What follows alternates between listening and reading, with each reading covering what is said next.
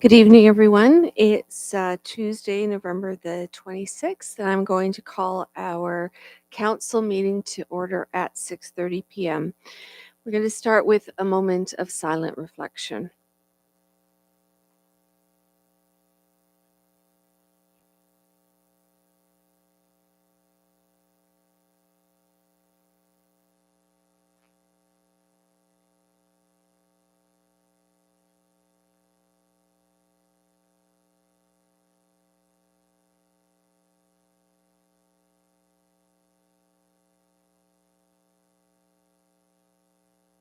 Thank you.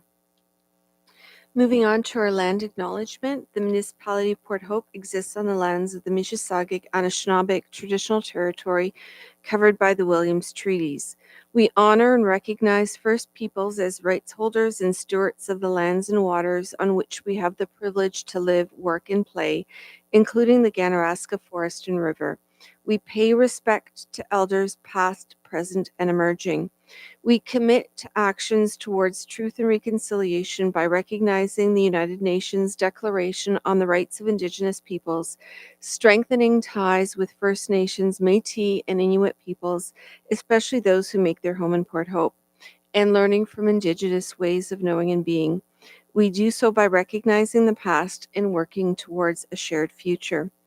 Moving on to item number 2, are there any disclosures of pecuniary interest? I note that none were received prior to this evening's meeting. Seeing none. Moving on to item 3, we have no closed session this evening. I want to just note that I am shifting item number 4, announcements, updates, and recognitions to after our bylaw discussion this evening. So we're going to move on right to item number 5, presentations. So it's now time for presentations, and we have one presentation on the agenda tonight. 5.1, Dale Clark, Cameco Corporation, regarding annual update on Cameco's fuel service division, including operational activities and community engagement initiatives in relation to your operations within the municipality of Port Hope. I welcome you to the podium, and just the button on the right-hand side, please. Okay, good. Thank you. Thank you very much. Thank you for your time tonight. As you heard, I'm Dale Clark, Vice President of Cameco's Fuel Services Division, and really just here to provide a little bit more information about what we do, how we do it, and most importantly, probably to be available for any questions that you might have.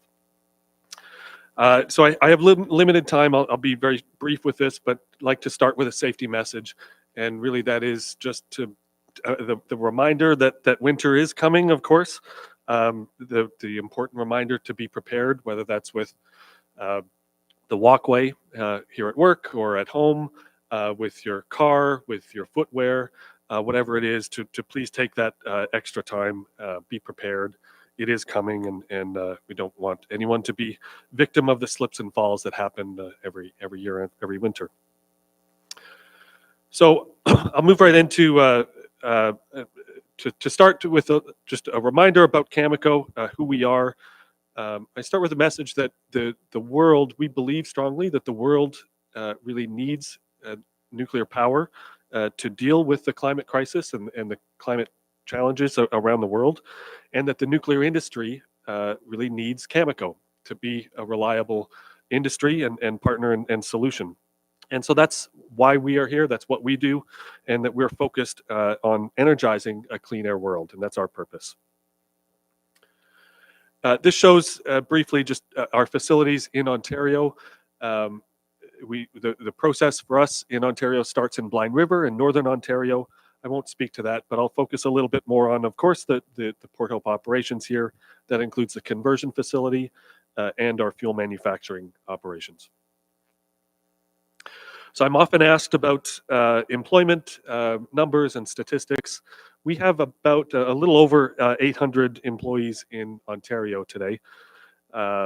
And about 20% of that workforce in our conversion facility and in our fuel manufacturing facilities, about 20% of that workforce here is lives and works in Port Hope. Of course, that number goes up considerably if you look at just the county or if you look at the surrounding areas, but just in the municipality of Port Hope alone, it's right about 20%. We're proud and pleased. We have very stable operations, um, and we do see some growth. We've seen some new positions a little bit. It's continued a little bit from what's on the slide. So some new positions and growth in our conversion facility, but overall very steady operations, and we see that continuing for many years to come. Protection of people and the environment is really our top priority. It is honestly what we spend the vast majority of our time and our effort on at work every day. We certainly are proud of the safe operations that we have at our facilities today. Of note, we are, of course, a heavily regulated industry and facilities here. The primary regulator being the Canadian Nuclear Safety Commission, the CNSC, but also of note, other regulators include Environment and Climate Change Canada, ESDC, and Ministry of the Environment as well. So certainly heavily regulated in each of these facilities. So a little bit about our performance. The CNSC looks at and monitors and rates us in 14 different categories, safety and control areas they're called.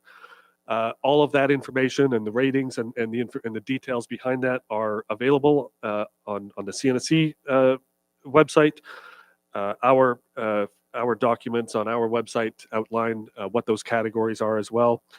Our performance it is also available in the quarterly and annual compliance reports that contains a lot of the details in each of those categories, and those are available on our website, available for anyone to see. There is extensive monitoring, speaking specifically about environmental monitoring, extensive monitoring of air and water emissions, surface water, groundwater, high volume air sampling around the facility.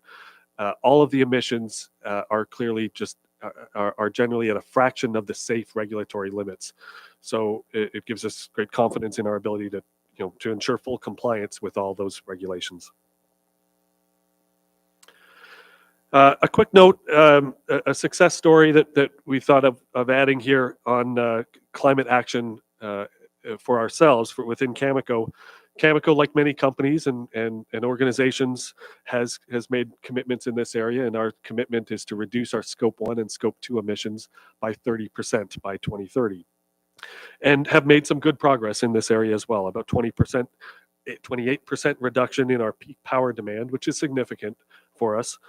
And we've done this through improvements and projects to our ventilation system, lighting upgrades and changes, more efficient generators that we have in each of our facilities. There's a number of changes, and so this is a target that we will continue to monitor and report on as well. So for the Port Hope conversion facility specifically, we produce two products at this site. One is uranium hexafluoride, or UF6, that is used exclusively outside of Canada and used for light water reactors outside of Canada. The other product is uranium dioxide, which is used specifically for our CANDU reactors here in Canada. And I'll just note maybe one of the statistics on the slide here, and that is to highlight that about 60% of all the electricity that is generated in Ontario comes from nuclear power.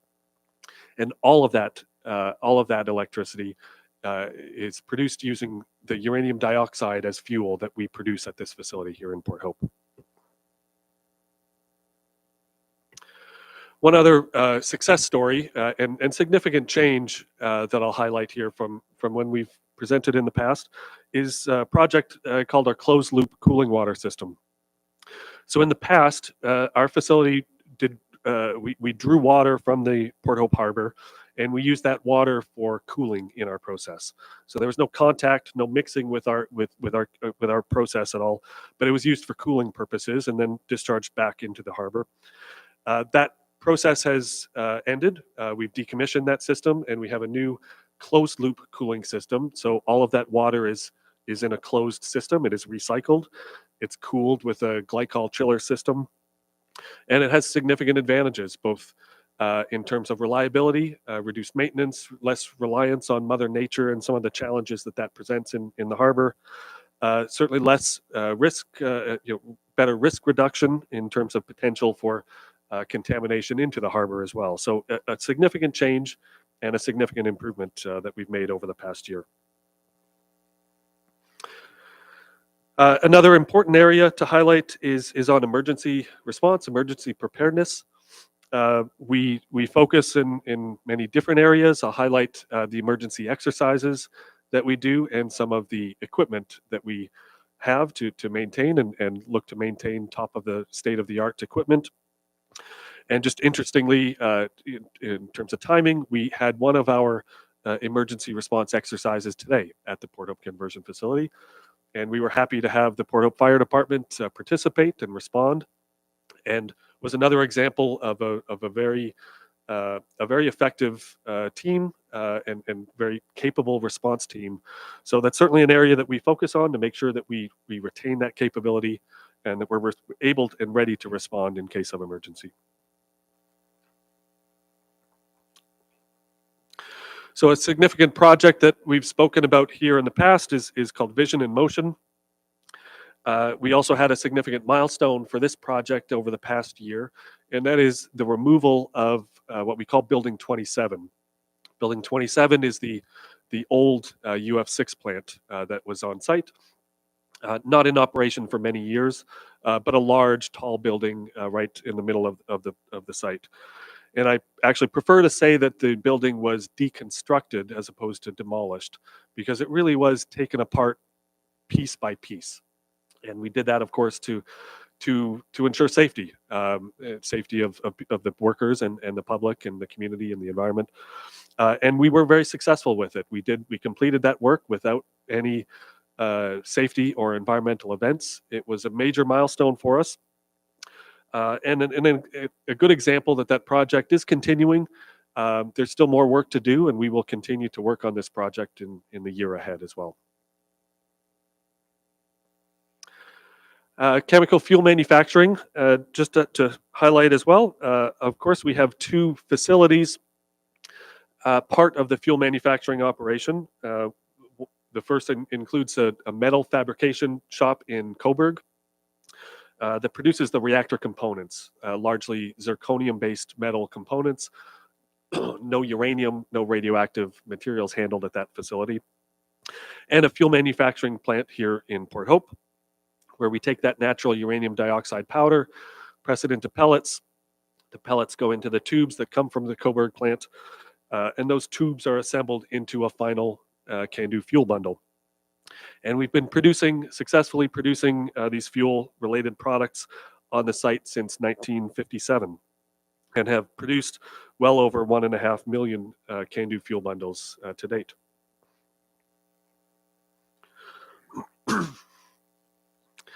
Another interesting aspect of our business that many don't hear about or don't know a lot about is around medical isotopes.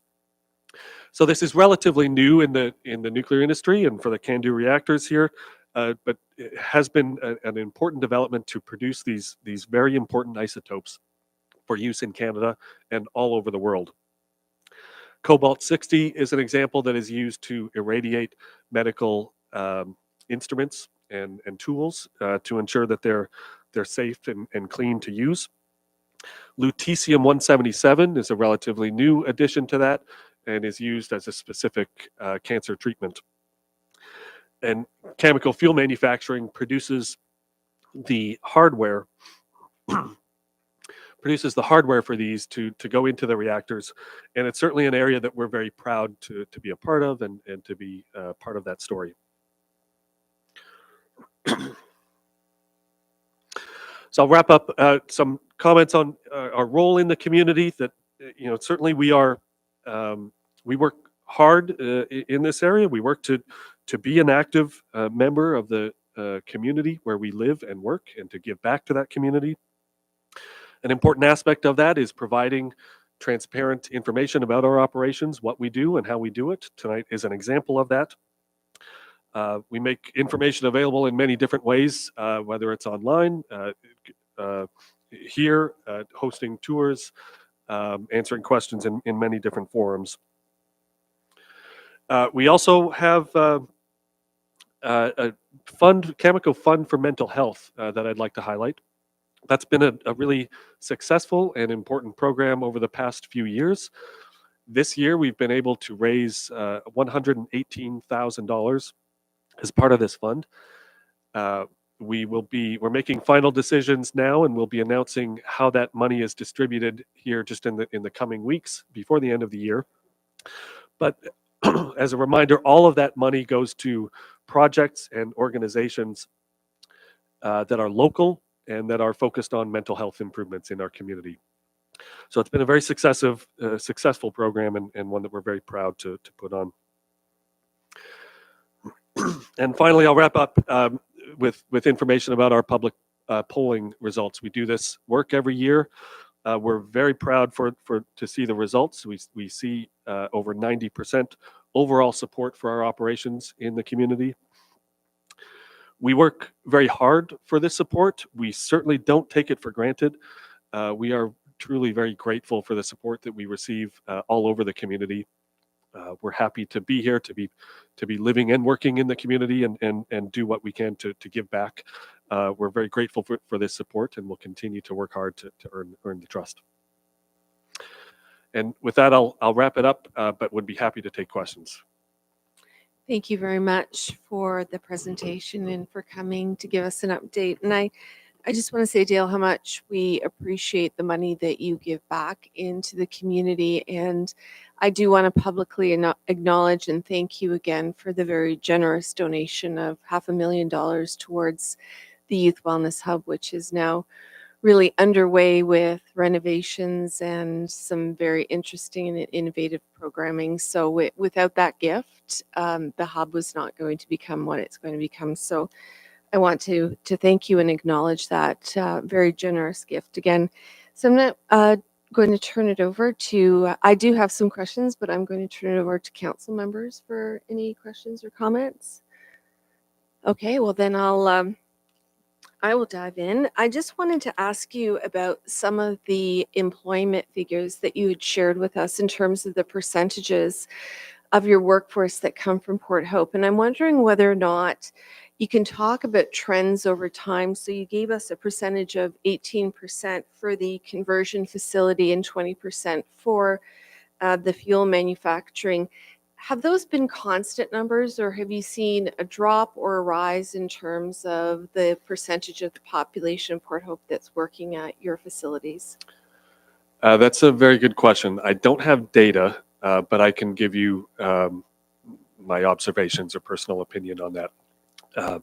I believe that the trend, I haven't observed a trend in my time. I've been here in the Port Hope area and in working at Cameco for about 16 years. And I wouldn't say that I've seen a change in the trend of that. The only change that I would highlight is that our workforce has increased. It hasn't increased dramatically, but our workforce at the conversion facility in particular has grown somewhat over that time. I think the percentage of what I'll call local employees has remained, from observation, I think has remained pretty steady. Okay.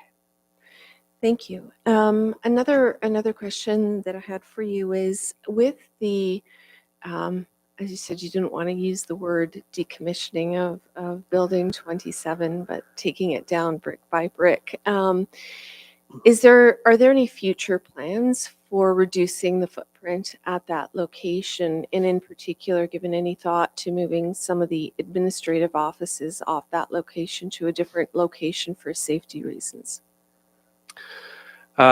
So there is a significant reduction in the overall footprint as a result of Vision in Motion project, which I'm sure that council is well aware. So I maybe I'll be careful and not quote the numbers, but a significant reduction in overall footprint from the beginning to the end of that project that I'd highlight. An example being the removal of Cameco's operations from the center pier, of course, which occurred a number of years ago now.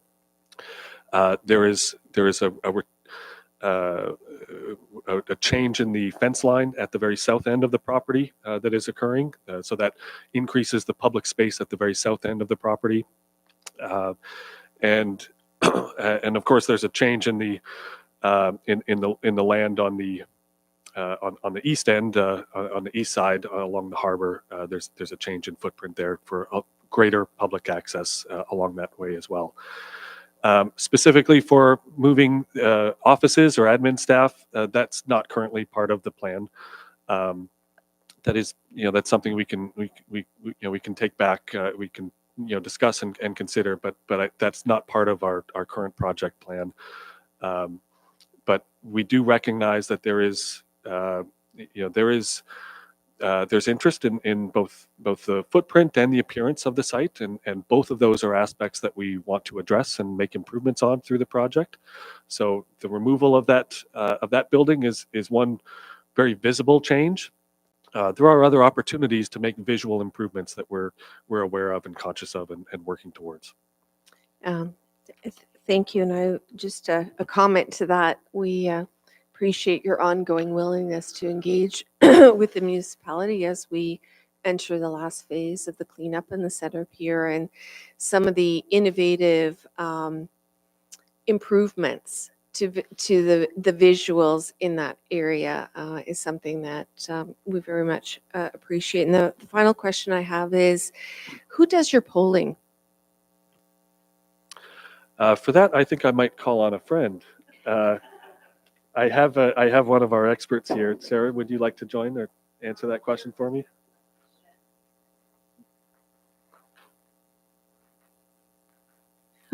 Call a friend. Our polling is done by a third-party consultant. Praxis is the name of that firm. It was previously through Fast Consulting, who then retired and sold the business to Praxis. So there's consistency over the years, and it's the same polling company that we use in Saskatchewan as well when we do all of our polling in the north. Thank you. And I believe Councillor Todd has a question. Thank you. In fact, your questioning triggered a question for me, which is, Dale, do you know, or do you have the next milestone in Vision in Motion? What comes next? Yeah, sure. And thank you, Sarah. Sarah is our Director of Communications and a very important part of my team and our operations here in Cameco. Yeah, in terms of next milestone on the project, I think the next significant milestone is to where the old UF6 plant was deconstructed. On that area, that footprint is we're erecting a new warehouse building. And that will be a significant part of our work for 2025, is erecting that new warehouse. And to continue that thought, erecting the new warehouse then allows us to remove the old warehouse building. So it will continue for a few more years. Any other questions, comments? Okay, well, thank you very much. And the recommended action is on the agenda to receive this for information. Can I get a mover and seconder? Moved by Councillor Todd, seconded by Councillor Darrell. All in favor? And that is passed. We do not have, thank you again. We do not have any deputations tonight, nor do we have any correspondence. So I'm going to move on to item 8, consent agenda. Adoption of minutes. Items listed under the consent agenda are considered collectively as one motion. Council members may request that specific items be removed for separate discussion, deliberation, and action. The consent items are listed on the agenda. Would any member of council like to remove any of these for separate discussion? Seeing none, can I get a mover and seconder for adopting the minutes as listed? Moved by Councillor Todd, seconded by Councillor Mink. All in favor, and that is passed. Moving on to item number 9, consent agenda advisory committee and board meetings. Would anybody like to remove any items under this consent agenda for separate discussion? Okay, seeing none, can I get a mover and seconder to receive this item for information? Moved by Councillor Mink, seconded by Councillor Darrell. All in favor? Passed unanimously. Moving on to item number 10, items for consideration. 10.1, report CAO 0424, Re-Community Safety and Policing Act 2019, CSPA Section 22 2 to assuming policing responsibilities. Does staff have anything further that they would like to add before we consider this report? Thank you very much, Madam Mayor. I don't have a lot to add with respect to this report, but I just wanted to say this report was drafted by our former CAO. I am presenting it on her behalf and on behalf of staff. It is an administrative matter that requires some council disposition under the Community Safety and Police Act, and is to provide policing in the rural ward. In order to continue our policing services in the rural area, we are required to enter into an agreement for the commissioner to assume policing responsibility. As the report states, no change is going to be taking place with respect to the type of police service delivery in the rural ward, and nor will billing be changed. This is a administrative report that is being brought forward under the Community Safety and Policing Act. We passed a similar agreement under the Police Safety Act, which of course is no longer valid, which is why this item is being brought forward for council's consideration. Thank you. Thank you very much for that. Any further questions or comments on this? Okay, the recommended action is on the agenda. Can I get a mover and seconder for that? Moved by the Deputy Mayor, seconded by Councillor Darrell. All in favor? And that is passed. Thank you. Moving on to 10.2, presentation by Director Baxter, Finance regarding the 2025 municipal budget. I welcome you. Are you coming to the podium or are you staying put? Okay, whatever your preference.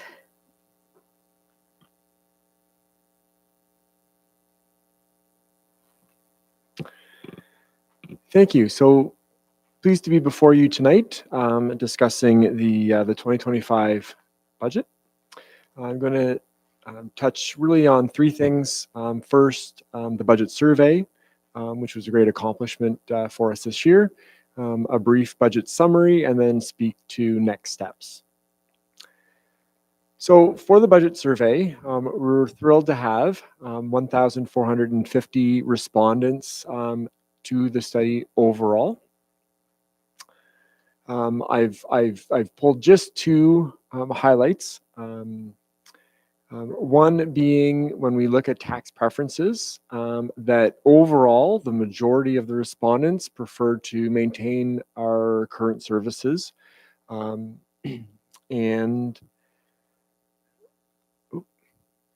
and further that it was identified that the top most important projects are first, resources to advance the objectives within our master plans.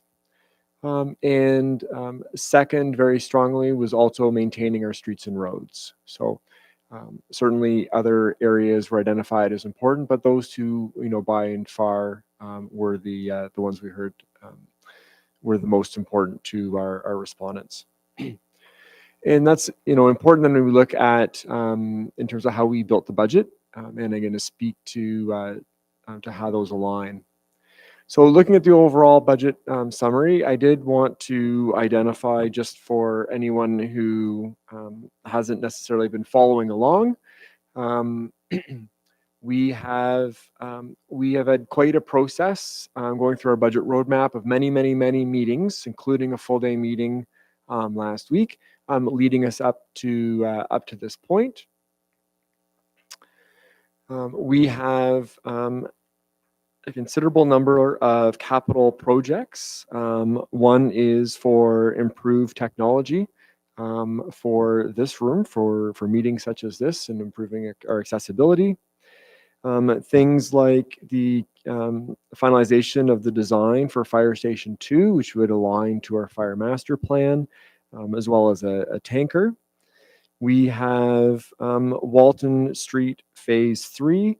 And I do want to note this is a $4 million project, all of which is being funded from the Hydro Reserve. So this will help reduce the pressure on both our levy and on our utility fees, which is great. We then have two snowplow replacements. We also have the design for two roads, one, the urbanization of Henderson Street, as well as the Cavan Street environmental assessment and design. We have a culvert replacement on East Town Line Road in conjunction with Clarington. And we have the 2025 annual rural roads resurfacing, maintaining the $700,000, but increasing the amount of that that's funded from levy from 300,000 last year to almost $550,000 this year. So a considerable increase that will help us make sure that this is an ongoing program that's financially sustainable.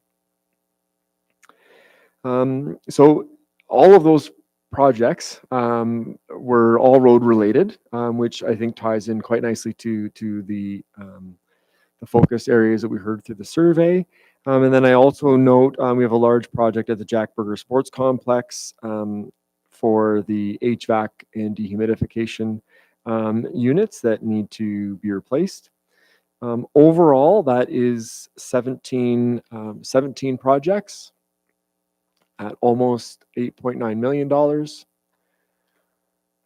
We have 4 additional projects for our utilities and 8 for police, bringing us into a total of 29 projects are at $9.8 million. Also important for the continued operation at the Jack Burger Sports Complex is the replacement of our refrigeration plant. This includes the chiller and the cooling tower and the operational panel, of which there is a 44 or more week lead time. Our rink operations require us to be able to make it cold. And that's the reason this is being included for pre-budget approval at $550,000 as part of the 2026 budget. So some key takeaways. 2025 serves as a realignment year for previous budget impact mitigation. This includes phasing our budget up to actuals and reducing risk in the budget pertaining to salary gapping. In the past or last year, we had $600,000 in salary gapping. And with the change just in the market and other circumstances, we're experiencing a much lower level of savings when we have a vacant position. We've brought that amount down to $300,000 for this budget. There's still some risk in that, but it is cutting it down by more than half in a great step forward to realign things.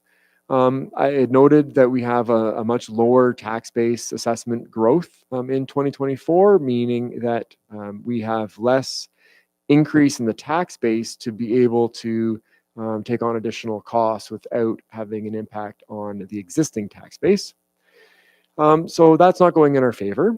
We have added $100,000 investment into economic development, and that's one of the things that will help towards growing our tax base and helping to diversify it, trying to encourage more commercial and institutional growing, so less reliance on our residential tax base is the idea. We've also had the ongoing impacts of inflation. We've had certain things, we sometimes hear, why is there a change? I'm not seeing change in my service level. Well, there's changes in every year's budget that are an increase in cost or a reduction in revenues that don't necessarily impact service, have any change in service levels. And the change in terms of the revenue that that the property tax generates for the water utility has reduced by almost $50,000 this year. So just an example of the types of different changes that we have. And I just wanted to highlight that one example. We are also minimizing our development charges use, and I want to be specific in saying we're not avoiding development charges and instead funding it, from tax levy or somewhere else. We're just minimizing the projects that would be funded from development charges so that we can get a little bit more caught up in terms of bringing some of those revenues in. We are taking on no new debt, which is an important part of our plan right now. As I mentioned, we are using $4 million from the hydro reserve, and there's no capital levy increase as part of this budget. So overall, our budget last year was $27.7 million. This is an operating budget impact just over 1.4 million, a $90,000 reduction to capital funding. We have board departments requiring almost $540,000, bringing our total municipal levy changes to 1.88 million, or a proposed levy requirement of $29.59 million. I've put this next slide in. I'm not going to go through all of it. I just wanted to take the opportunity, though, to just so that there was a visual to identify that when we look at policing, only the Port Hope Police Service is charged only to the urban area and OPP only to the rural area. Transit, both conventional and the accessible transit, is charged to the urban area only, as is Christmas tree pickup. And I also want to note that the LLRW fund usage, which is rural and urban specific, is just using at this point last year's numbers, because we won't know what the results of that is until probably February of next year, and then have to go through and do all the accounting for it. So those are in as placeholders. So the bottom line, anything below that, is then still subject to change. But coming around to the impact to the typical single detached residential homeowner, common services, $2,352, which is effectively all the services other than the ones I'm going to identify as special. For policing, $751, transit, $49, Christmas tree pickup comes in under $1. So total special services before adjustments, is $801. Then using last year's LLRW amounts as an estimate would be a further reduction of $66, bringing our total municipal property tax in at $3,087. And this is an increase compared to prior year of $178. Now, for context, right, so it's $178 for the increase on an annual basis. It works out to $15 monthly, $3.50 per week. And I think more important is the total amount you're paying for tax, because the increase will vary year to year.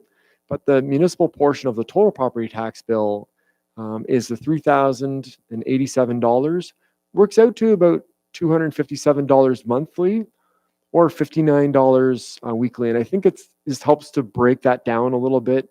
When we think about a lot of the other taxes and things that we pay, we don't pay them all at once. We pay them over a period of time. And so to think about, how much we pay for all the services that we receive as a member of the community, $257 on a monthly basis, or just under $60 on a weekly basis, I think is a better context in thinking about, one month for the year. So next steps. So anticipate the approval of the budget by council. Also have council approving the prescribed fees for services schedules. We bring them forward together because obviously there is a relationship between the revenues we expect for next year and the service fees that we're going to be charging. But I do note that they do not become effective until January 1st of 2025. We will also provide a media release in conjunction with our comms team. And then I really want to emphasize that passing a budget, at this point in the year, before the year starts, really does allow us to start 2025 with a council approved plan, so that, we're all on the same page and we're able to start that year moving forward. It also, we found, really helps improve our purchase pricing. When we are, kind of know what we're moving forward on in terms of, let's say, something like roads, we get much different pricing if we're putting that out now, as if than if we are approving a budget in March, and then in April and May, we're turning around and going out for tender, when a lot of those contractors have already committed a certain amount. Right? So now they can be a little bit more choosy, they can charge a little bit more, and sometimes they're just willing to take on more work if we're going to pay a premium for them to do overtime and whatever else. So it is really helpful when we're able to pass the budget earlier, as we are now, and that we're able to move forward, with a plan and also get some better pricing along the way. So that is all that I have. Happy to take any questions from council. Thank you very much, Director. And I will go around and ask for questions and comments. Councillor Mink. Thank you. So through the chair, I have two questions. The first one is regarding the Jack Burger, and it's not really this particular budget, but it seems annually we have costs for Jack Burger, and I don't think that will ever go away as the building ages. Is there any thought about having a reserve fund specifically for that facility so that we can use the earnings that come off of that to pay rather than levy on an annual basis? That was my first question. Certainly. So we have an asset management planning reserve. That would be our general reserve, kind of similar to last week talking about, was it cell towers? I'm trying to remember, but we wouldn't look to have specific reserves, to a specific building, or, broken down more, because it ends up being more to manage. And then you also can end up in the situation where does one go ahead just because it's got more money in it for whatever reason, and to me, I do firmly believe that it needs to be based on our overall need, not, where there happens to be, money or not. What we have, we have done with the Jack Burger is in terms of the operating, because there's other repair and maintenance costs in terms of annual shutdowns and everything that happen annually. And we've tried to do as best we can is to come up with kind of an annual base funding that we require, and say 1 year do the pool shutdown, and then maybe the next year would be the gym floor resurfacing, where we're taking some of the larger projects that really are operating and trying to smooth that out, as best we can, so that we're not coming in at a low year, and then the next year we come forward and we got to do the pool and we got to do the gym floor, to try and level that out, so there's a consistent funding level on that front. But then when it comes around to capital, that's where we're evaluating it versus other other projects that need to occur. And certainly there is some balancing out. They don't try and do all the projects at the Jack Burger in 1 year, but just the nature of it with the pool and the rink, there are going to be more more larger capital projects than say than a building that had just a gymnasium in it. So but I certainly understand understand the point, and we do try and level things out as best we can. Follow up? And then, and the reason I ask is it was quite unfortunate that we had a big cost item this year that was delayed from years previous, and it doesn't ever seem like every year there's a big cost for Jack Burger, so that one just stands out. The other question I have is related to the OPP, and in the last report we had, they said there's no cost, increased cost to the bill, yet we're seeing in the news that OPP budgets are coming in 30% increase, and it looks like ours is a 14% increase.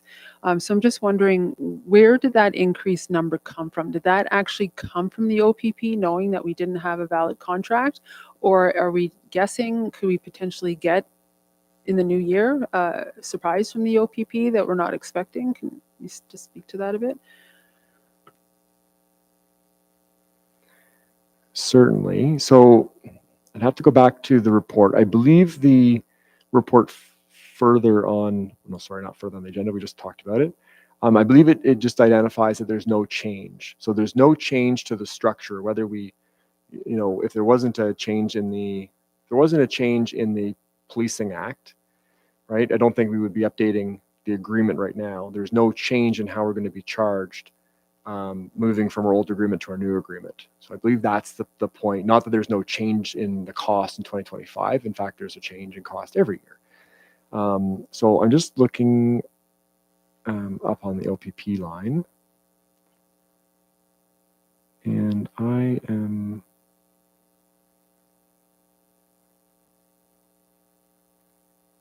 not seeing.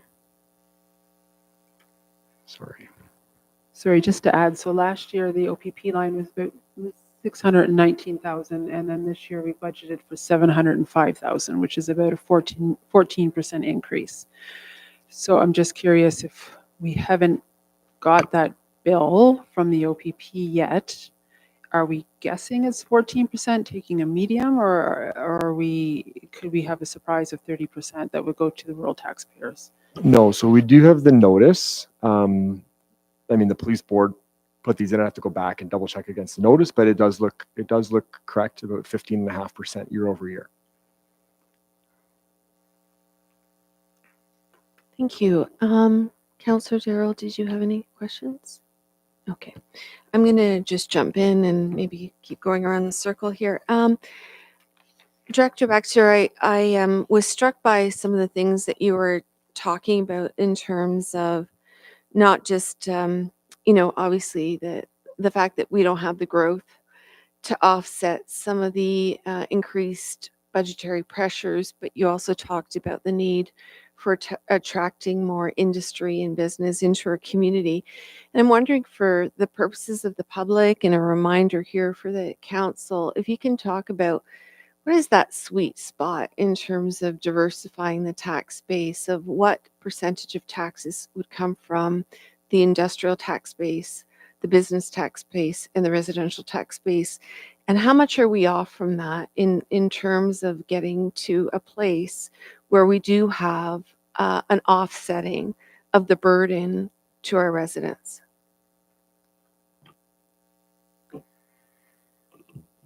So I can't really speak to a sweet spot because, and you've asked me this before, because I don't know that there's a perfect answer to that. But when you look at the overall, makeup, by far, our largest assessment base is residential. So now, when we look at our industrial bases, when we look at something like, Cameco, we had a presentation early today, they play a significant amount in terms of taxes, in terms of the value, of that property, in terms of the tax ratio that then has them paying, double what that would be if that was some, ginormous mansion there instead. And so, the more we can add to our commercial and industrial base, then the more that takes the pressure off of our residential base, and it does it at a higher, rate based on the same, valuation for property as determined by MPAC. So I don't know that there's a perfect balance to that, but the more that we can grow and create that diversity, then the more that eases pressure on the local residential homeowner. And as we're looking to grow, we know we're going to be growing on our residential side, but the more we are able to then turn and grow on the commercial and the industrial side, because of the way those tax ratios work, and because typically there's much higher valuations on a commercial or industrial property than there is on a residential, it has a greater impact in terms of defraying taxation on our existing residential homeowners. I just have one last question, which is, what would we need to have in a reserve fund to be able to pay the interest on our debenture on a yearly basis to ensure that doesn't appear on the tax levy? For all of our debentures combined, financial statements, but I don't have that number off the top of my head. That's a really detailed and unfair question to ask on the spot, but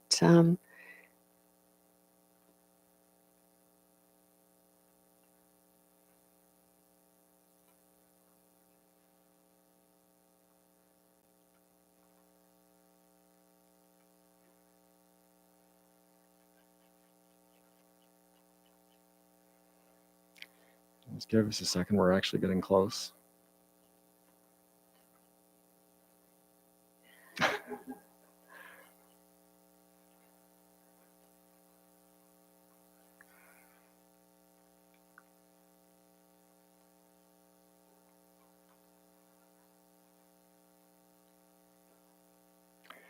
So our interest payments in 2023 was $1.1 million.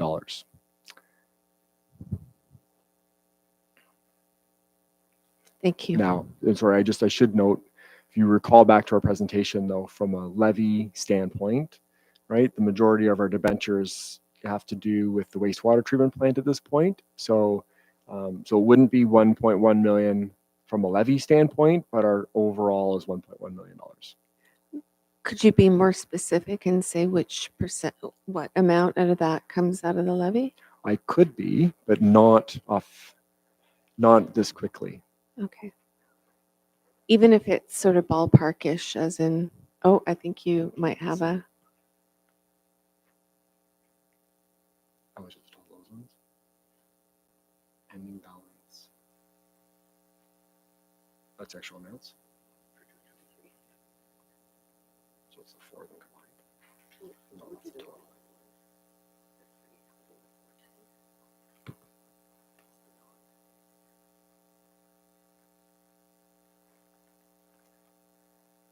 Yeah, so excluding, yeah, so the tax levy part's only 122,000. That's for the interest, so there's still principal payments, but thank you. Deputy Mayor. Thank you, and thank you, Director Baxter, for the summary presentation.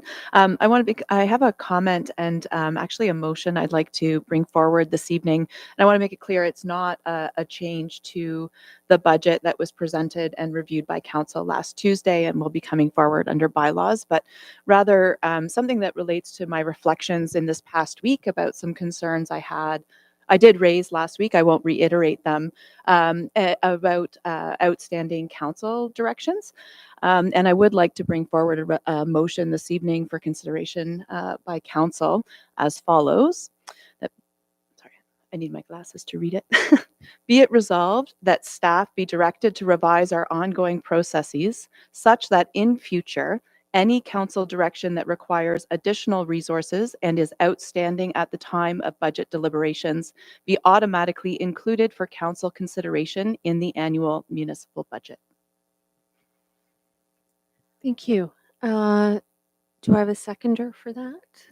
Seconded by Councillor Todd. Any further discussion, questions, or comments about the motion? Councillor Mink? Can you provide a little bit more context around that? Thank you. Sure. I think it comes from it's something I've been considering for a while, but definitely considered during the meeting last week and in the days since, that I'm aware that there are some outstanding council directions that we've provided in this term that have not yet moved forward, and I noted that they weren't included in the budget this year.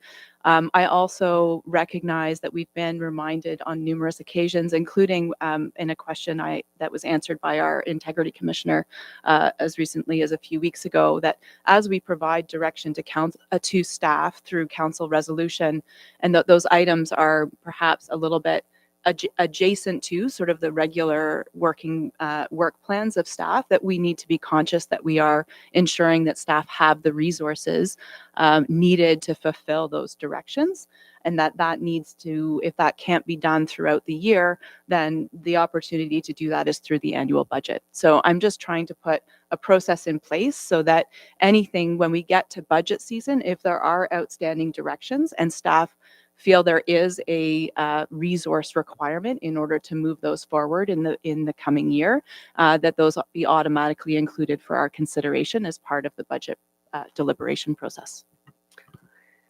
Does that answer your question? Thank you. Yes, it does answer my question. But just as you're speaking, it also makes me think, like, this is the first time I'm really hearing this, is as we're sitting here. And I think there is more, like, I don't disagree, but I think there's more to that as far as throughout the year, what are the updates? Where's the operational updates to each one of these items? And just to add another layer, we had a recommendation that came in this budget for 100,000 for an economic development, which I'm not comfortable with because there's no plan. And I've seen this come to budget before, where council suggests something in budget and there's no plan, and then it sits there for 1, 2, 3 years because there's no direction and there's no resources. So I think there's more layers to what you're asking. I would like to see that, but I would also like to see annually the funds that we provided for a plan at budget, what happened to them? Were they used? Yes, no? And is that a good practice? Thank you, Councillor Mencken. I want to revert back to Councillor Todd because I do believe that 100,000 was very specifically earmarked for an action of a strategy that's been in a plan that's been developed. But I'm not going to speak on your behalf. Is that Yeah, that's what I was gonna say, is just so we're clear, the 100,000 was directed towards the economic development plan, which we approved. So the plan's actually on the page. So that's where that funding goes.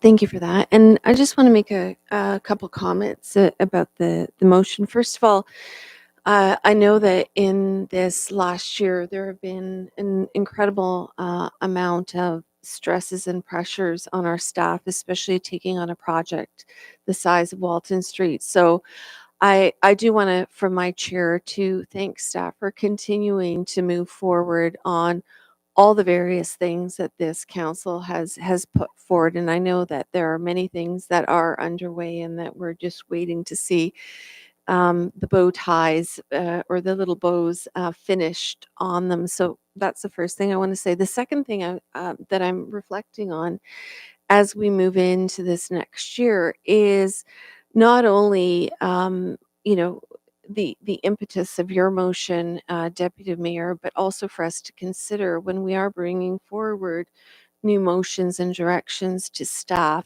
what the not just the direction to staff, but what the resource implications might be of those asks, and be very cognizant of that, especially in a period where budgets are tight, money is tight. We're not balanced in this community between the residential tax base and what we have in industry and commerce. We're not growing in terms of housing to increase the residential tax base. So we've got a lot of challenges in front of us. But I, for one, am very pleased that we put $100,000 into the implementation of our economic development plan because, as we heard Director Baxter say, that is one of the key ways in which we're going to grow our funding and our resources in the community.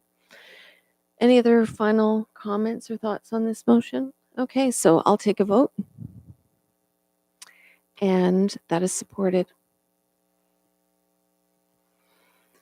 Moving on then to 10.3. Sorry, I do need to get a mover and seconder to receive Director Baxter's presentation as well. Can I get a mover? Moved by Councillor Attridge, seconded by the Deputy Mayor. All in favor? Thank you, and thank you again, Director, for that wonderful overview and succinct summary. Moving on to item 10.3, Report FS 1824, Prescribed Fees for Services. Does staff have anything further they would like to add before we consider this report?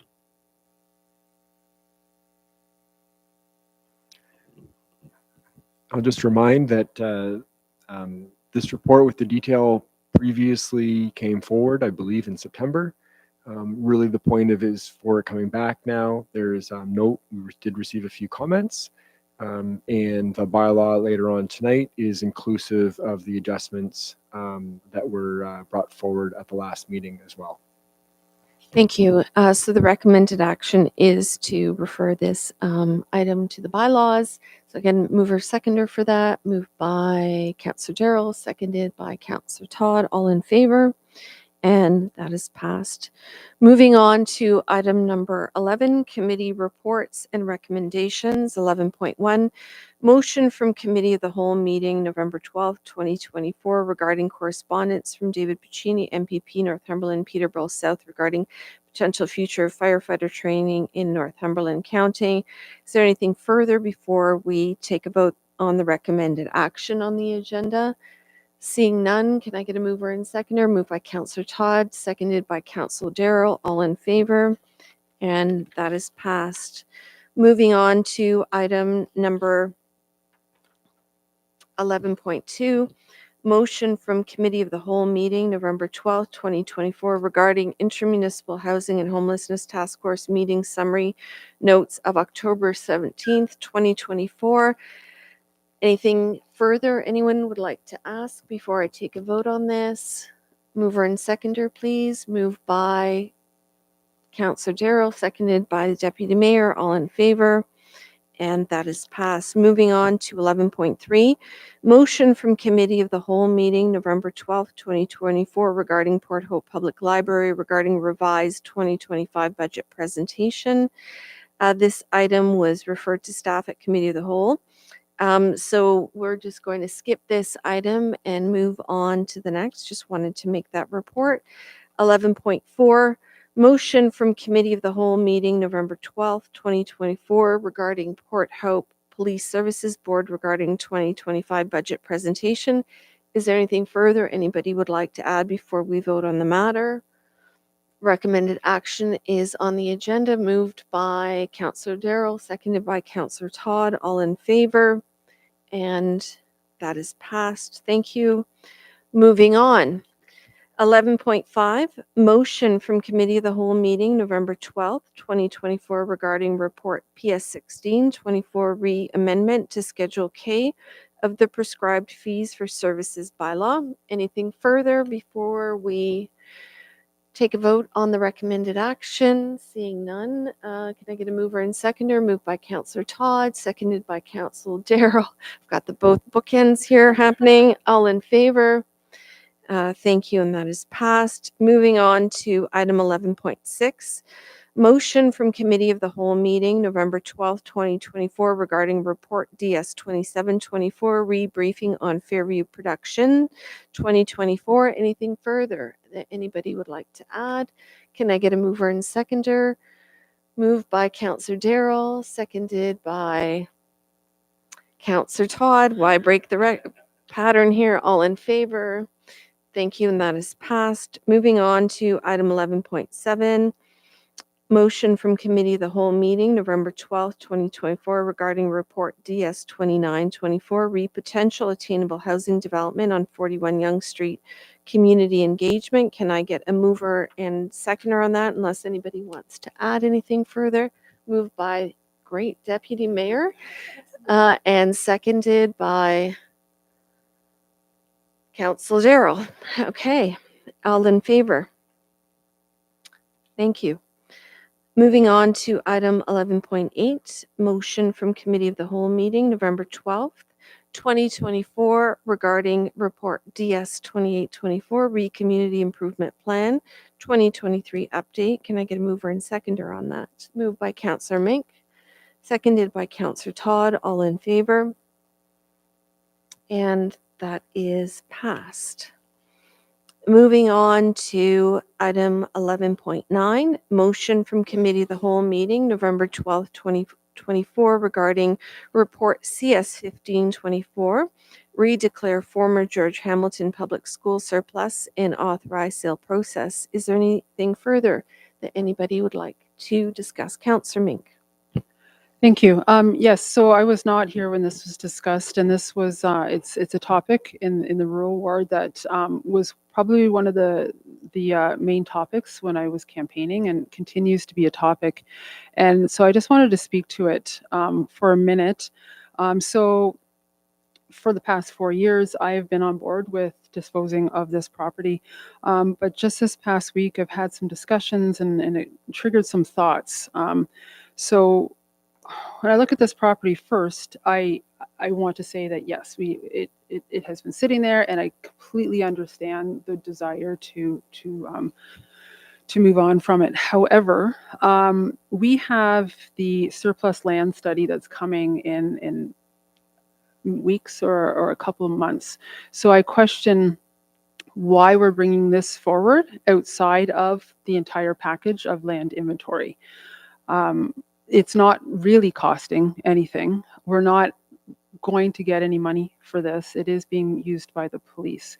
So I'm just wondering why we're not looking at it inclusively with everything. The second, Do you want an answer to that, or do you want to? no, I want oh, to okay, continue. okay. Yes. The other question I have is that we will be doing an office space needs study. We know that we have some pain points in the municipality as far as customer service goes and human resources and where we have people located. And I don't know if George Hamilton's the place to move people, but certainly it's a potential option. And I think this council has talked many times about previous councils making bad choices. And I think until I see the entire land surplus and until I see the office space needs study, I don't feel confident disposing of this particular piece of property. Thank you, Councillor Mink. I'm looking to our Director of Corporate Services. Thank you. I think it's a worthwhile question. To your point, it's been my understanding, I think I identified that in the report, that council has for some time been expecting a bylaw to come forward and a report to come forward to surplus the George Hamilton Public School property. So that's what we've delivered on. Through the land inventory project, we have sort of isolated out some properties that are outside of that project, just based on our understanding of what council wishes to see. So George Hamilton would be one of those. There's not going to be a recommendation through the land inventory project that has anything but surplusing the property in it. And the same would go for some of the other properties council's sort of identified through this term, like 26 Shooter Street. We didn't spend much time on 26 Shooter Street through the land inventory project either, understanding we had a direction in place, an anticipated direction in place. So I think that's the answer as to why this hasn't, or why this is coming forward sort of in isolation. It's been something we've been alluded to. It's been something I've been asked about a number of times through 2024, both in this room and in private. So that's why the report came forward when it did. I noted in the report we had to wait through our regular surplus disposal practices, including receiving a narrative appraisal of the property. So there was a bit of a time delay in bringing that forward to receive that updated property. So that speaks to the timing, I think. But just in regards to the costs associated with the property, I just remind council through the report, the driver of selling George Hamilton Public School as surplus is because to this date, since purchase, we've never identified a funding source to pay for that purchase. So we very much paid for the purchase. We haven't identified, let's say, a reserve to pay for the purchase and the ongoing costs, or alternatively, we haven't raised taxes to pay for that $571,000 cost. We do, and we have since 2020, I believe, assumed about $25,000 annually in operating costs that also haven't had an identified source. So that was really the driver in terms of the surplus recommendation. Follow up. Yes, I just have a follow-up question to that. So, and I appreciate that you've had a lot of, and I was probably one of the ones who came to you originally saying, where is the report? But considering we've been holding on to it for about 4 years and we'll see the land inventory coming very soon, it's my preference that we defer this. And as I've had conversations with the community, when we look at some of our properties, such as beside us here at Lakeland Place, such as 5 Mill Street, those particular properties are worth a lot more money. And potentially, if you look at 5 Mill Street, that could be used as a parking garage, which we need downtown. It could be used as housing, which we need downtown. And that we haven't had this discussion. And I appreciate your comment because we as a council have never said, where are we going in the future? We could sell 5 Mill Street and use that money and put it up there in George Hamilton. If we look at our municipality to the north of us, they did exactly that in Cavan Monaghan. They're operating all of their operations out of a school and it's very, very successful. So I just think, you know, we have the opportunity to pause for a minute and think about these things before we offload it, because we were in this position 15, 20 years ago when we were discussing where are we going to put all our staff. And we're about to dispose of this property where it could be a lot less costly to renovate that than to build a brand new building next door in 10 or 15 years once we finish building a fire station. You know, just a thought to think about. Yes, Director. Thank you. I think it is absolutely council's prerogative as to when they would like to declare the property surplus, or if they'd like to declare the property surplus. It remains staff's recommendation that we do so now. If council wanted to defer this to a later date, that would be subject to council's decision and would be acceptable. I would say I wouldn't tie it to the land inventory project. I don't think that's going to trigger any sort of different outcome. If you wanted to delay it for a period of time, I think that would be understandable. But I think our director of finance would remind council that in that interim period, especially after 4 years of not having done so, I think it would behoove council to identify sort of a funding source to pay for the original acquisition. We do have annual operating costs in the up to $25,000, and we will next year if council chooses not to, and that's your prerogative, chooses not to move forward with the disposition. Thank you for that, Director. I'm going to look around and see if, yes, Deputy Mayor. It's sort of a follow-up. I just want to make sure that I'm clearly understanding you, Director Gilmer. As far as the question around future plans for housing staff, for where staff are going to be, is that a question that is considered in some of what's coming forward in the land inventory? The land inventory project, as sort of identified mid-year through council, does not address state space needs and office accommodations for staff.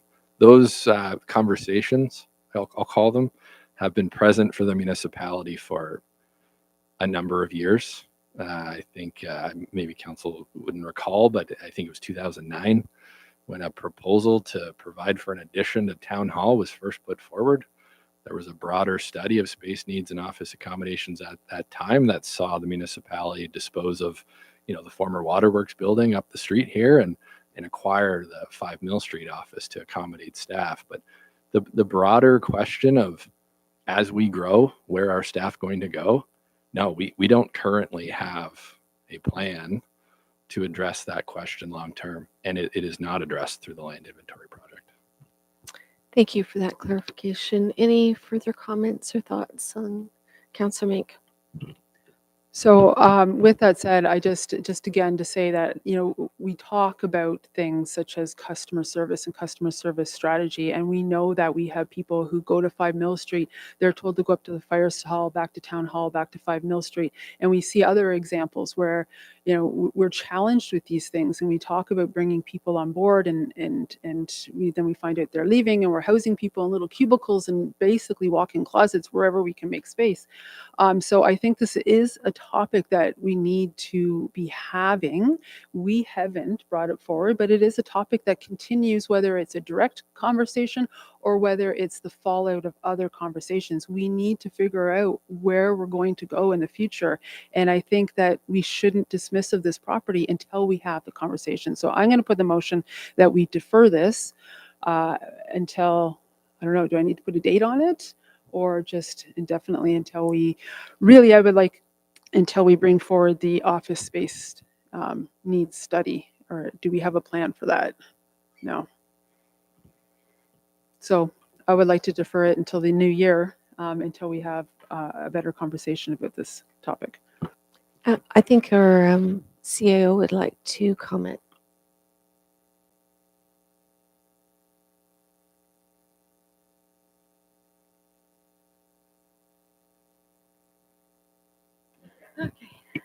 Sorry, so through the chair, just a point of clarification. With regards to the deferral, I don't necessarily think that's a bad idea. I think there certainly seems to be some favor in terms of having further discussion as to where folks will be landing in the future. Might be better suited when you have the full-time CAO in this seat as well, because I think that they might have some input as to what's going to suit the organization best in terms of staffing perspectives. And from my perspective, has there been direction provided or I know the question was just asked whether or not there is a study on the works in terms of space and that for staffing. Has there been direction or notice of motion previously to staff to direct that to be done? So again, I think possibly that might be really great to have conversations with the new CAO when they're in the seat full time. Just my thought, sorry. Thank you. And I also, I know that we're going to be entering into a strategic planning process soon as well. And I think it's a very important topic to chew through during those conversations. So we do have the motion from our committee of the whole. We've had conversations, so the recommended action is listed on the agenda. So can I get a mover and seconder? Oh, Madam Mayor, yes. just to note that the Councillor Mink has put forward a motion on the floor. That is correct. That is correct. Yeah. So the motion that is on the floor currently, which has not been seconded, Madam Councillor Mink, I will read out the motion. It is that report CS 1524 regarding to declare former George Hamilton School a surplus be deferred until 2025 for future consideration. If there's further direction you want to provide to finesse that, I'm open to it. I believe the deputy mayor has a question.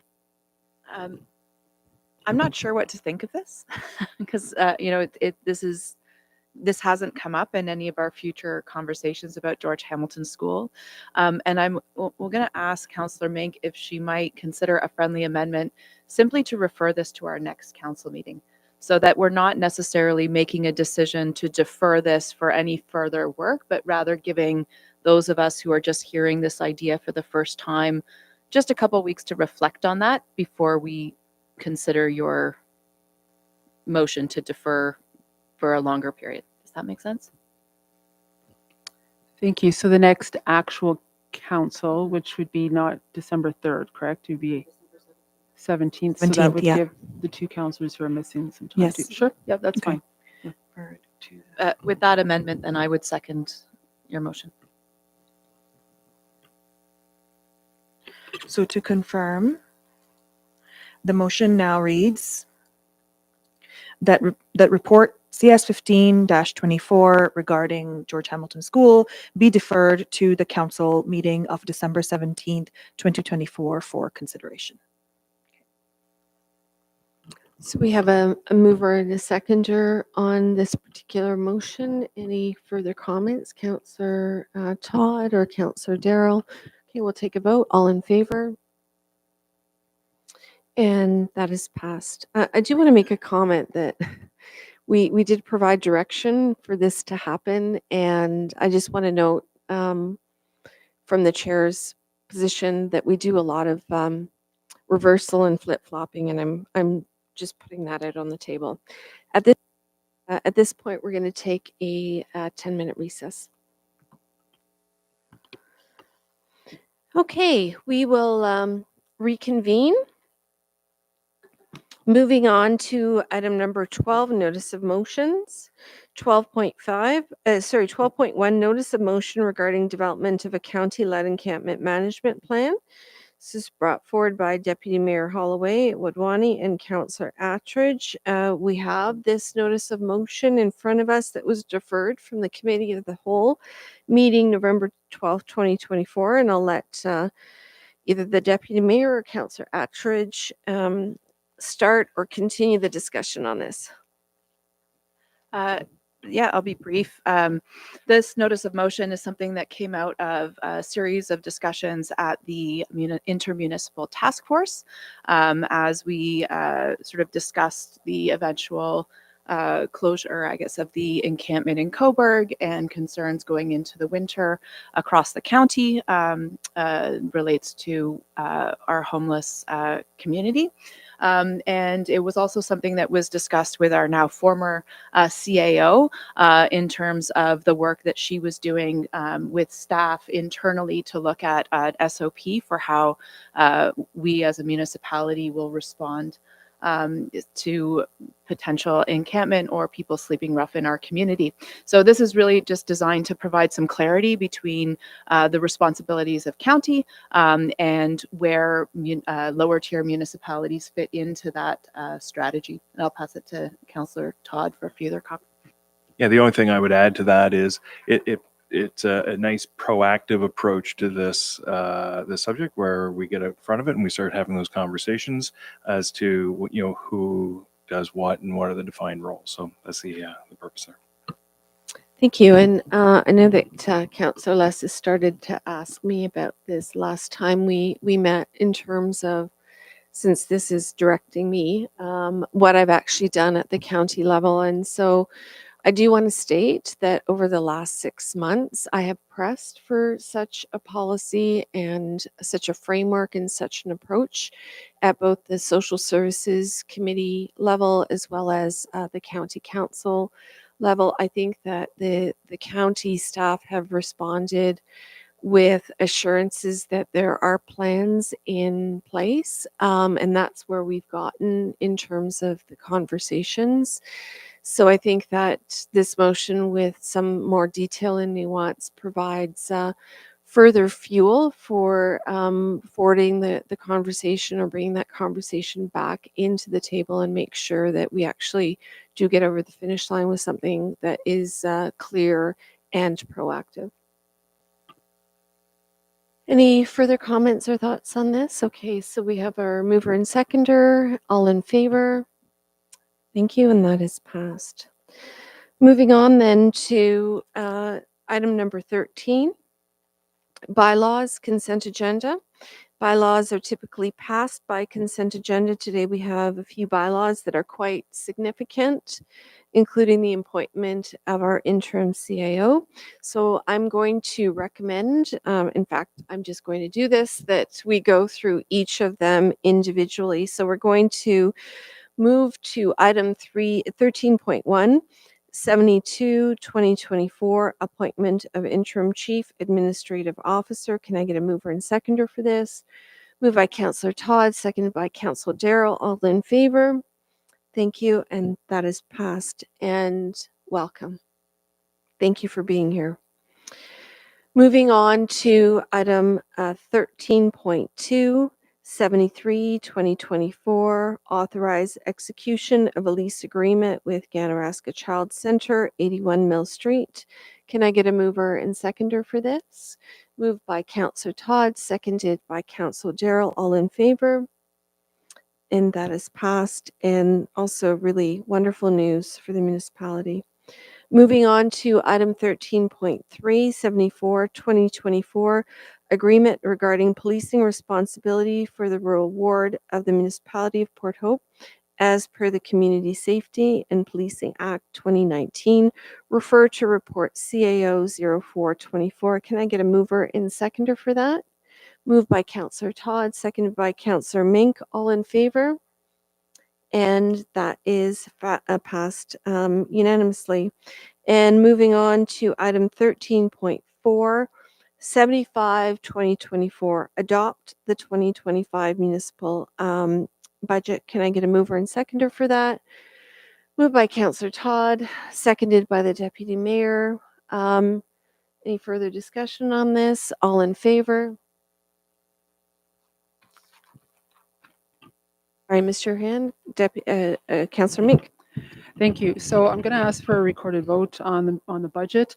And just as I did in the budget, I just wanted to say that there is a number of reasons why I cannot support the budget. I haven't explained my reasons in the past. So I just wanted to make it very clear that I was not in support of grants. I think this is a conversation that we have over and over again, and it's a tough decision to make, but I don't believe that we are here to be giving money away. We're here to run the municipality. The economic development plan, in theory, I do agree with it, but there's a lot of questions I still have, such as what the current budget is, what are we getting for $100,000? So I agree with that in theory, but not enough to say okay. I still believe columbariums. I understand we had the discussion in budget, but I believe that those are monuments that shouldn't come out of the levy. It should be, we don't pay for headstones. So I just think that that's something that shouldn't come from levy. The other thing is that I didn't see the text comments from the survey. Those haven't been made available yet. So I just don't feel comfortable as well approving a budget when I haven't seen those comments that people have made. Rural taxpayers, the taxes have gone up 24% since this council has come into term, and with this budget it'll be another 6 to 7%, which would be 30%. I've been hearing about this continuously, and I think we had opportunity to make more cuts and we didn't do that. So I will be voting no, but I'm asking for a recorded vote. Thank you, Councillor Mink. Anyone else have any comments and questions around that? Councillor Gerald, any comments? Yeah, I also echo Councillor Mink's thoughts on the grant process. I voiced that a week ago. I just think we could maybe take a better strategic look at maybe individually, again, each one of the applicants, and maybe there's some cuts there. Maybe I think we're leaving some money on the table. Maybe that could have a second look at, and for that reason, I wouldn't support the budget as is going forward.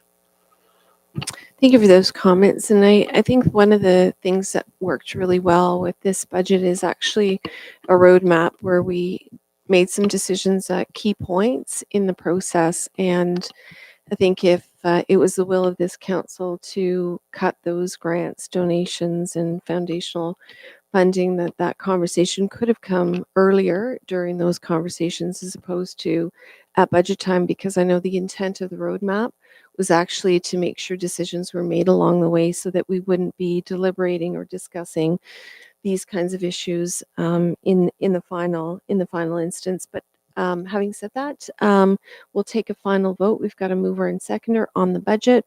All in favor? Oh, sorry. I'm so sorry. Yes, we are taking a recorded vote on this. I'm turning it over to the clerk. Thank you very much, Madam Mayor. So in accordance with the procedure bylaw, section 52, a recorded vote has been requested by Councillor Mink with respect to item 13.4, which is bylaw 75/2024 with respect to the adopting the 2025 municipal budget. This item has been moved by Councillor Attridge and has been seconded by Deputy Mayor Holloway Wadhwani. So we have two members of council who are not in session today, so their votes will not be included as part of this. And as I move through and call your name, please vote yes or no with respect to this item. I will start alphabetically with Councillor Attridge. Yes. Deputy Mayor Holloway Wadhwani. Yes. Councillor Mink. No. Councillor Toms. No. Mayor Hankivsky. Yes. So with total yes votes at 3 and total no votes at 2, this motion passes. Thank you for that. Moving on to item 13.5, 76/2024, prescribed fees for services and repeal bylaw 74/2023, refer to report FS 1824. Can I get a mover and seconder for this? Moved by Councillor Todd, seconded by Councillor Mink. All in favor? And that is passed unanimously.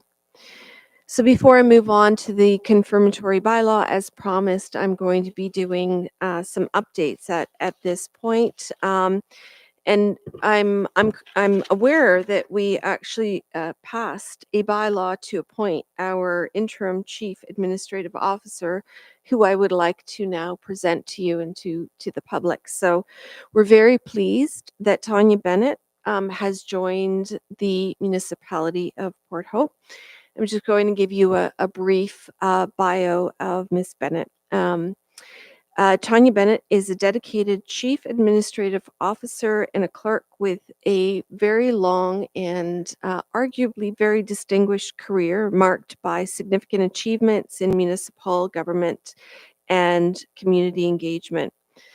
With extensive experience in public administration, Tanya has successfully implemented innovative strategies to enhance operational efficiency and transparency within local government.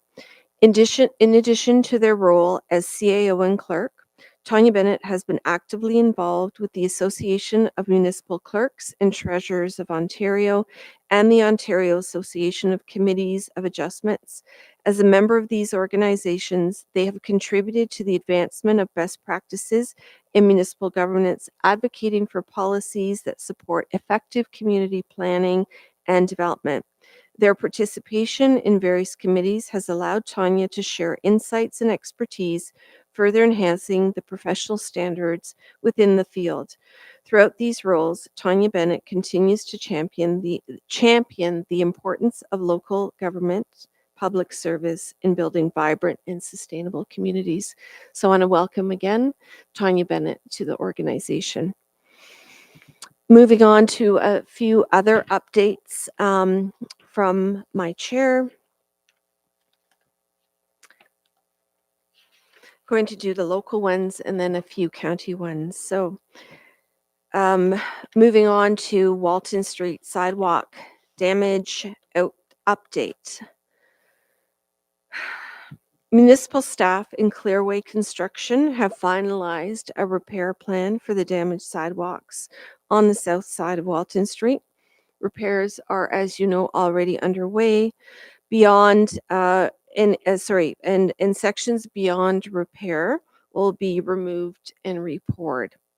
This process, expected to take 3 days, will not incur any additional costs to the municipality. So I want to underscore that there will be no additional costs to the municipality. Crews are working diligently to ensure that sidewalks are ready for the candlelight walk this Friday and, of course, the Santa Claus parade on Saturday. So thank you very much for your patience. Related to this, wrapping up of phase 2 of Walton Street, come and celebrate with us. At the start of phase 2 of the Walton Street project, we warned you that it would get messy, and really it did. But we also promised that there would be cake at the end, and we're keeping that promise. So mark your calendars for Friday, November the 29th, after the candlelight walk and tree lighting at Memorial Park. Join us at the Knights of Columbus Hall for delicious cupcakes sourced from our very own Walton Street bakeries. It's our way of saying thank you for your patience, support, and perseverance over the past both long and short 6 months. As for the future, don't pack your hard hats just yet. So while we are finished phase 3 of Walton Street, as phase 2, phase 3 is actually going to be starting next spring, but we can take a pause, take a little break, regroup, and get ready for that. And the good news is the scope is much smaller than phase 2, but there still is work to be done. So stay tuned for updates. So for now, let's pause, let's celebrate the success, how far we've come, and we look forward to seeing you on the 29th. Now I'm going to just share a couple of council and county updates overall. So the one very important announcement is that Northumberland County's new warming room space opened on November 13th at 310 Division Street. This is a 24-hour service that provides individuals experiencing homelessness with a safe place to rest, access to washrooms, hot showers, a place to do laundry, and to receive meals. Really pleased with this development. It was a long time coming. Renovations are underway currently for 35 emergency shelter spaces. They're progressing very well and hoping that they will be ready by the end of the year. That is the reporting from county staff. And additional transition housing within the same building is anticipated to be available in early 2025. And the plan is that once all that work is completed, that there will be an open house to the community to really celebrate this new chapter in modernizing our shelter servicing in our community. So very big and important development, especially given the colder season upon us. Another update that I would like to share with you is the county budget. There have been a first meeting on this. We're having a second meeting for ratification on December the 18th. The budget came in at almost 10%. I worked very hard with my fellow councillor members to request a 6.5 increase, no higher than a 6.5 increase after growth proposed freezing council remuneration increase and any increase to senior staff for 2025.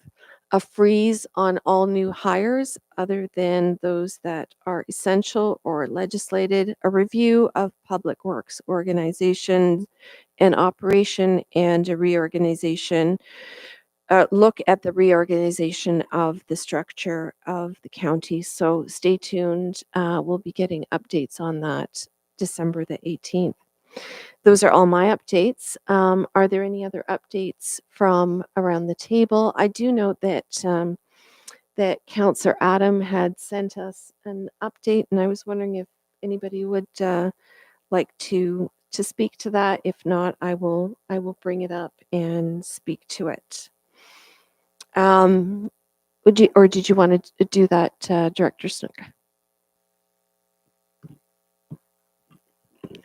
Certainly, I can do that. I was highlighting the exciting events planned for the upcoming weekend related to the candlelight walk and the lighting of the park, and the hard work that collaboratively is coming forward from the HBIA and Chamber and the downtown businesses related to the Block Friday event. So it's a play on Black Friday related to the Moonlight Madness. So encouraging everyone to come and participate in a variety of ways on the Friday evening. And then also the Miracle on Walton Street theme for our Santa Claus Parade, which will be coming down the street on Saturday. So the parade does start at 1 p.m., coming down and ending at the Memorial Park area. So encouraging everybody to come and attend, and also being aware of the importance of being in the community from a business standpoint, but also community collaboration. Thank you for that. And I feel like I need to channel a little bit Councillor Adam with just reading his last paragraph of his note, which is, my invitation is for Port Hope to come on out, support local, find that festive feeling, and connect with one another.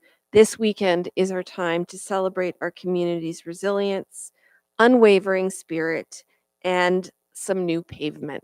So those are direct words from Councillor Pearson. Any other updates from anyone? Seeing none, I'll move on to item number 14, the confirmatory bylaw. It's now time for the confirmatory bylaw. This bylaw confirms the proceedings that took place this evening and provides for formal adoption through a bylaw. Can I get a mover and seconder for this? Moved by Councillor Mink, seconded by the Deputy Mayor. All in favor? That is passed. This concludes our business to be covered on today's agenda. We've reached the end, and I'm in a position to adjourn. Thank you very much.